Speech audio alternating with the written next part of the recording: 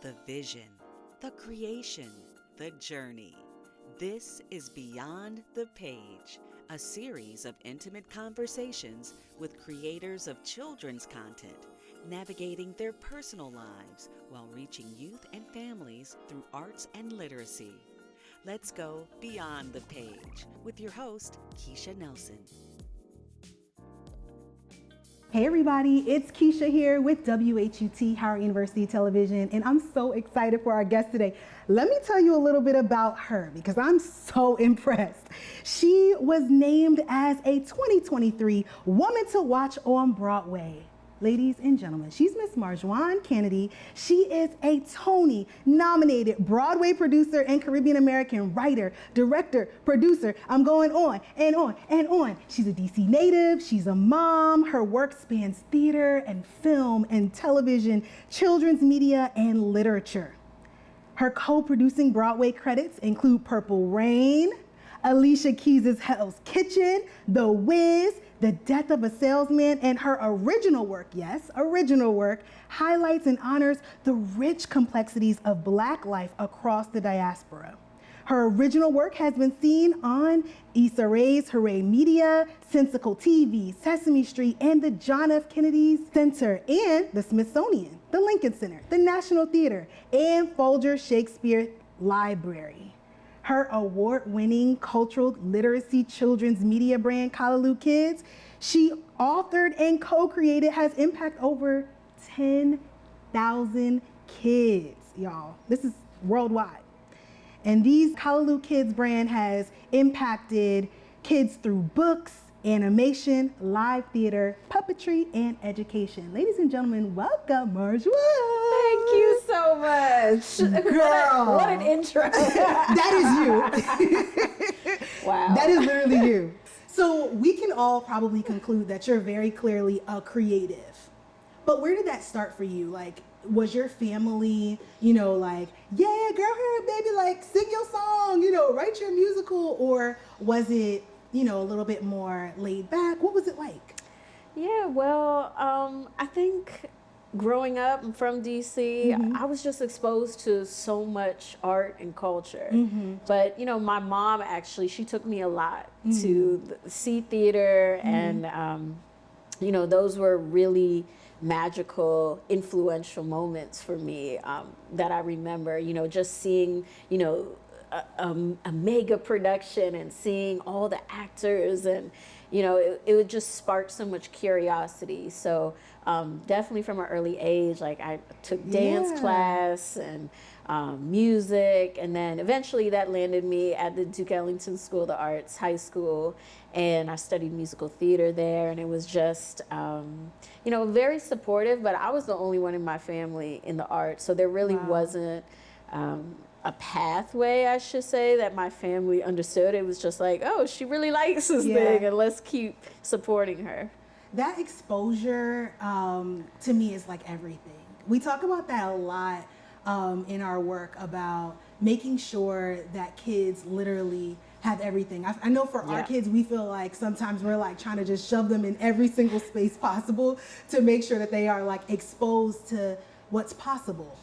And so I know that you do a lot of that in your work in terms of like exposure, and you're very thoughtful about how you expose your audience to different cultural representations. How important is it to you that, culture is a big piece, and that exposure is a big piece for your audience?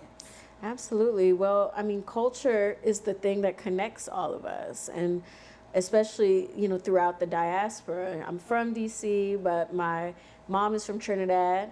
My dad is African American, so I just grew up in a very mixed cultural home, full of history and jazz and and soca and calypso and diverse food, and that really is the makeup, I would say, of me. But I think as I went out in the world and I went to New York and studied theater, it became clearer and clearer that the work that I'm interested in and finding my own voice was really centered in my culture. So I think that is something what I have found over the years, no matter what walk of life you come from, and especially for Black and brown kids, to be connected to their culture and their history and their food traditions. And sometimes a lot of things we take for granted, because we don't get to, especially for Black and brown people, see our culture elevated and celebrated in that way. So when there are moments, when we can relate to something in a story or in a specific design or in language, it sparks something. And I think for me, seeing a lot of that culture in DC from a very early age, it allowed me to feel more comfortable, just with who I am, and to walk with that type of pride. Yeah. That type of intentionality that you have, I would imagine, has some kind of recipe, right? Because you're trying to, infuse culture, but you're also trying to tell a story. You're trying to maybe teach concepts. You're trying to, bring forth a certain value point. How do you do that? What does that look like? I mean, we have some of your books here today, and I know that some of them, take place in Puerto Rico and lend themselves to Trinidadian culture and even Gullah Geechee, which I'm excited to hear more about. But how do you infuse the cultural aspect into your bottom line of wanting to tell a story? Absolutely. Well, I'd say first, I start with history and being true to that cultural tradition. So, writing Callaloo, my first book, a jazz folktale, it was all about Trinidadian culture. So I didn't have to go too far. But to me, authentically representing the culture, especially in Black culture, we have it in the books, but a lot of our culture is transmitted orally. So a lot of the starting points with the Callaloo books started with just conversation with elders. With Puerto Rican culture, I lended more to like friends and colleagues who were part of that community. So I knew where I wanted to go, and making sure, the dialect and, there's vocabulary in there. And then also with the Gullah Geechee, I actually, for that book, we got to go down to South Carolina and really be on the land and eat the food, and it's rich. Yes, it's rich. Absolutely. So I think I start from a maybe like an academic place, and then start to bring in the creative. But I think what has really allowed Callaloo to live for so long and still reach audiences is that it's grounded in the cultural traditions, in the history, in the storytelling.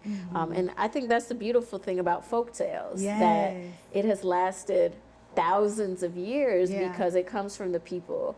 And it's not something, I can throw my fiction in there and the fantasy, but the grounding of it is rooted in history. Well, I love that. And I'm happy that you mentioned about it starting in the academic space, because I'm all about education. Y'all know this about me. This is super important. And I was really curious about balancing like the educator side of who you are and the creative side of who you are. Because I know that you have some intentionality around your work being multimodal, like that you're, showcasing this content from lots of different mediums. Can you talk a little bit about that and how you balance that with not losing your audience in the creative space, but also not getting too heady in the academic space? Yes. It's been a journey. I should say that. But I think I've always been an educator. Just like I think Maya Angelou said, when you teach, I'm paraphrasing, but when you have the ability to gain all this knowledge, then you teach it, you give it out.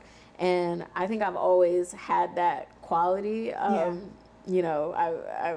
Kids are like naturally attracted to me. So even when I started Callaloo, I wasn't a mom yet, but I was very tapped into, early education and how young people digested stories, and, and the lack of, especially Black and brown kids coming to the theater. When I got out of college, some of the first jobs I had was doing children's theater. So a lot of times there weren't kids of color in those audiences. And it became very clear to me, like, there's a huge gap in need, but I think it naturally, the Callaloo series came from me wanting to tell my own story, being first generation, growing up in a very diverse city. And a lot of kids, all kids could relate to it, but more importantly, I think having kids of color being the center of the narrative and how powerful that is. Seeing themselves in their stories. Absolutely. So I think that the education element, I was able to work with educators to build curriculum with the books. Everything was done independently. So there was a lot of freedom for us to explore our process and how we were going to make the thing and how we wanted to tell the story, not be limited to just books. My co-partner, Nabi Bilal, who's a visual artist from DC, we went to high school together. He did all the illustrations. So it became a thing of like, he was so skilled in animation and visual arts, and I was so skilled in theater, film.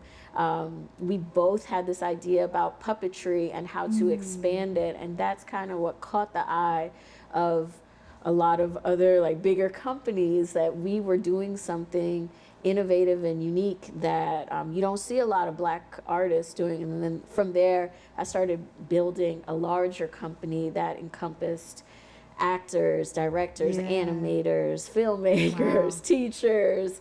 So it's been a really great journey and really freeing, I should say. Kind of when you're in the thick of it, making it, it's like you don't even realize what it is that you're creating. doing. Yes. It's a part of the process. Yes. Just like we were talking earlier about the importance of rest and the importance of just disconnecting. I find that my brightest ideas come in my quietest moments. So over the years, wait a minute. Like, I wanted to let you get. I was like, look at that. Yes. My brightest ideas have always come to me in my quietest moments. That's a gem. Thank you. Yeah. No, really. Does that practice come to you naturally, or do you feel like that practice is something that you have to tell ChatGPT to work into your schedule to make sure that you do it? It does not come naturally, especially now that, I'm doing so much, multiple projects, companies, working in, on Broadway, different industries. So it has to be scheduled, to really get away, whether it's traveling, but also I try to find ways in my daily, like you're a mom too. So it's like this time is carved out for me, and I get to sit in my thoughts. I'm a swimmer, so I like when I swim or just going on walks, I just talk to myself. Like, if you see me walking down the street and you see me around it, it's really like, don't say nothing. Got it. I'm processing, what I'm thinking about, and stuff that I still want to do, and my characters. I'm like processing who they are, and everything doesn't come to me at once.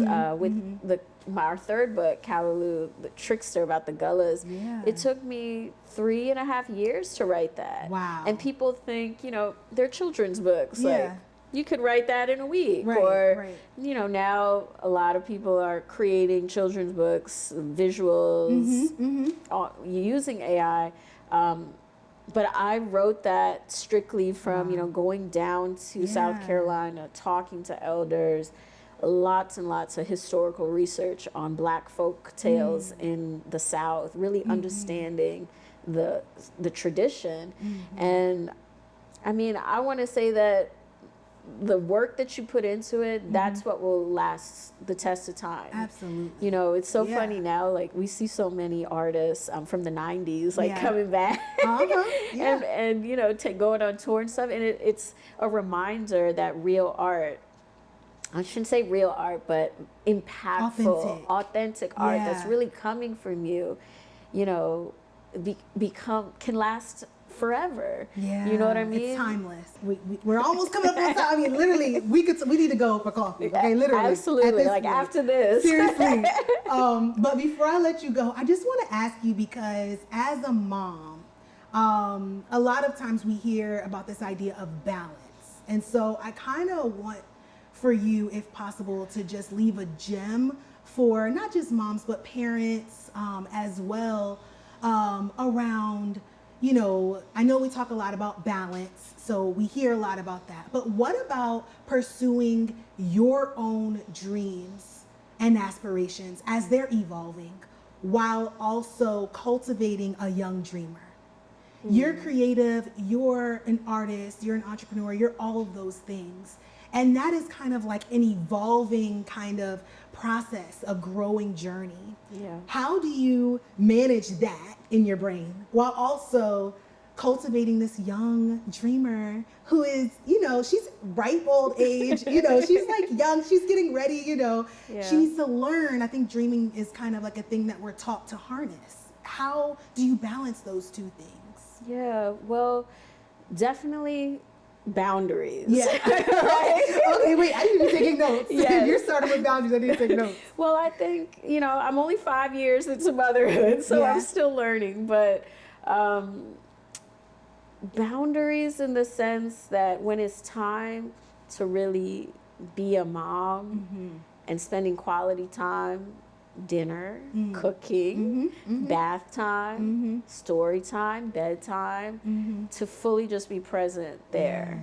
You know, my daughter's 5, so she's a bit more independent.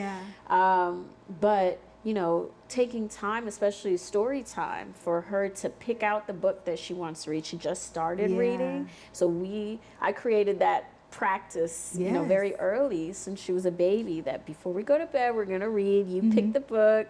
And now it's like she gets to read me a book. I love that. And we do the voices. Sometimes we do puppets. So I think being present and putting the phone away.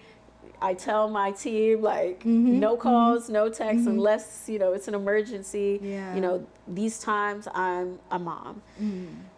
But then there are times where I want to include my daughter in what I'm doing. So she'll come with me to the theater. I think every month I'll take her to see something. So she knows, you know, this is the director. She knows cinematographer. I love she it. knows all of these people that make the story. So I love just having her in the space, and she can also see me at work, right? So she tells people all the time, my mommy works on Broadway. My mommy is a writer. And, you know, it's amazing to parent in this way because, you know, I think my parents did the best that they could. I mean, they did a pretty good job. But, you know, growing up, I didn't know or think that I could be a writer or I could be a producer. You know, my parents were in, you know, the sciences, so they didn't really know, but, you know, to be able to share, you know, my dreams with her and allow her to see, you know, especially as a little girl, you can do anything you want. Literally. You know, you put your best foot forward, you work really hard, and just be kind. I think that is something that have taken with me in every space that I've been in. Kindness just is kindness, never overrated. Kindness and caring for people. And I think, you know, most people want to be in a positive environment, you know, when they're working. So it feels, you know, like looking back, pretty much everything that I've done has been in community and has been with people that I have shared really joyous, kind, positive relationships with, that, you know, lots of challenges in there, but the fact that, you know, we're kind of building our own family to do this work. So it feels really natural. You know, again, I'm still learning, still trying to figure this We're growing. mommyhood out. We're evolving. Yes, but I think also being more vocal about, you know, you can be an artist, you can be an entrepreneur and be a parent, right? It's not a must. If it's your call, it's your call. I mean, and you can't do it all at once. 100%. You know? I feel like that is the adage to leave on. You can do it all, right? but you can't do it all at the same time. Exactly. Right? Or you can have it all, You just can't have it all at the same time. Listen, we're going to take it down. We're going to remember it. We're going to literally feast on it. But Marjuan, thank you. Thank you. Thank you for taking time from away from Broadway, away from your classroom, to spend some time and chat with us. We Of course. appreciate Thank you for having me. Listen, y'all, that was Marjuan Canady. I'm Keisha. I'm so grateful to have had the opportunity to have this chat. And we're going to get a chance to hear from your book. So, y'all, let's get connected. See you soon. Callaloo, The Trickster and the Magic Quilt by Marjuan Canady, illustrated by Nabi Bilal. Suddenly, thunder and lightning struck, leaving complete darkness. "Oh, I knew I smelt a storm," shouted Grandma. "Chillin', use these flashlights and stay put." Winston wrapped himself in the family quilt, playing with the flashlight. "Look at this," whispered Winston. Zoe read the magical words that were interwoven in the quilt. "If ya ain't know where ya come from," when suddenly the quilt lit up, leaving the children in awe. Magically, the storm stopped and the lights flickered on. "Oh, thank goodness," praised Grandma. "Chillin', go to the African market on 116th and Lenox and fetch me some okra," said Grandma. "I'm fixing to finish my gumbo by sundown." Well, Zoe ran out the door, followed by Winston wrapped in Grandma's quilt. "Zoe, Grandma's quilt has magical powers. I think it wants us to find that Bruh Rabbit guy," proclaimed Winston. "No way," replied Zoe. "There's no such thing as magic." "Sure there is. Just say the magic words," begged Winston. Giving in, Zoe repeated the magic words written on the quilts once, twice, and a third time, when suddenly the quilt lit up, draping itself over Winston and Zoe, magically transporting them from Harlem to the Gullah Sea Islands in South Carolina. And just like that, the children were dropped in the middle of the Penn Center Gullah Market in Beaufort, South Carolina. "Wow, we made it," said Zoe. Winston's eyes grew big at the sight of some tasty treats. "Well, I'm sure glad you favor my apples," said Miss Ethel Lee, the most famous Gullah sweetgrass basket maker. "Hello, we're looking for a guy named Bruh Rabbit," said Winston. Just look for his footprints, but be careful. He's harder to catch than a cold on a hot summer's day," said Miss Ethel Lee. Indeed, Winston and Zoe discovered odd footprints in the ground. They followed them to the edge of the river, where they found Bruh Rabbit packing his canoe. "Hi, Mr. Bruh Rabbit, we're looking for a missing patch from my family's quilt. Can you help us find it?" asked Zoe. Bruh Rabbit was amazed by the quilt's beauty. Sure, I can help you if you help me untie this here knot," snickered Bruh Rabbit. The kids placed the quilt down and began to untie the knot. No sooner had they began did Bruh Rabbit disappear on the river on Grandma's quilt. "Oh, that old trickster is good as gone," cried Zoe. "He's gone to Sankofa land, the land of the ancestors," said Sis Possum. "Come ya, and I'll take y'all there." So Zoe and Winston did just that.